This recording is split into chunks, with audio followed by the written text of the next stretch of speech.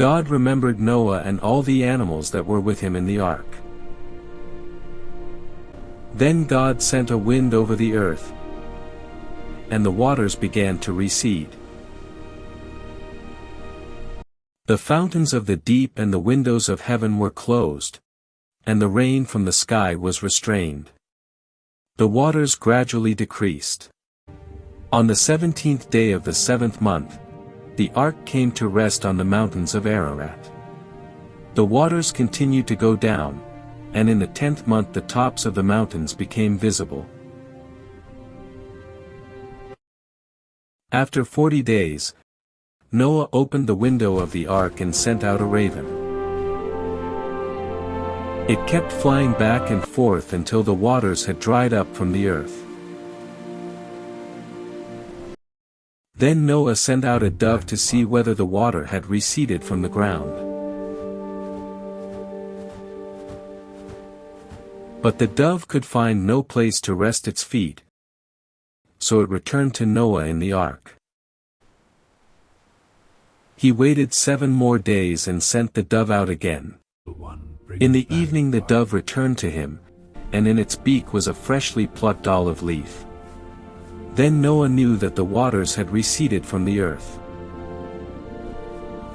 He waited 7 more days, and sent the dove out again, but this time it did not return to him.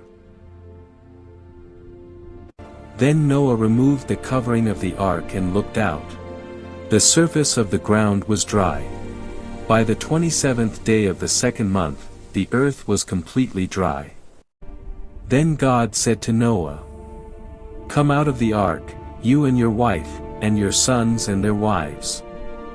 Bring out every living creature that is with you, the birds, the livestock, and every creature that moves along the ground. Let them increase on the earth and be fruitful and multiply." So Noah came out of the ark, together with his wife, his sons, and their wives.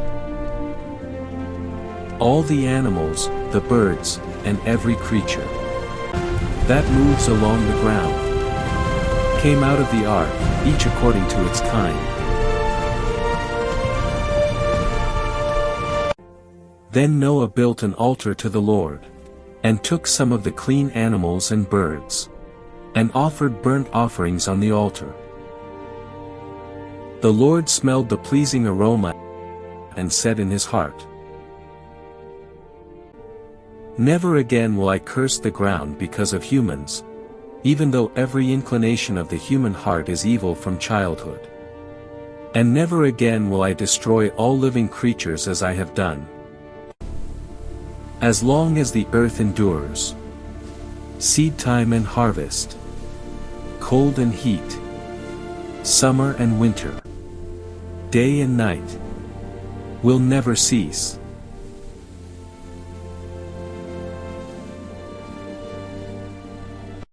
Let's take a look at how long Noah stayed in the ark.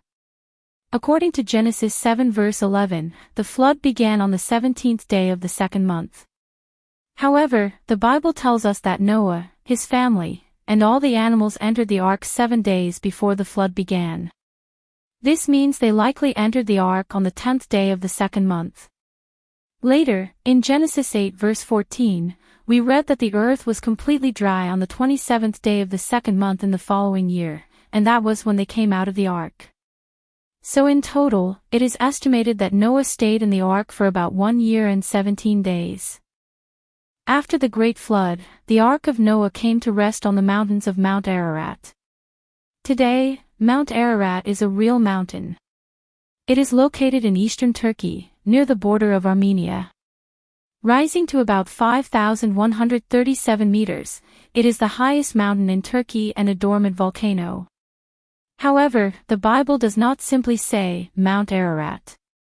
In Book of Genesis 8 verse 4, the original text says, "The mountains of Ararat." This wording suggests that the ark may not have rested on one specific peak, but somewhere within the mountain region known as Ararat. In ancient times, this region was part of the kingdom of Urartu. In the Hebrew Bible, this land was called Ararat. So Genesis 8 verse 4 is often understood to mean, the ark came to rest on the mountains of the region of Ararat.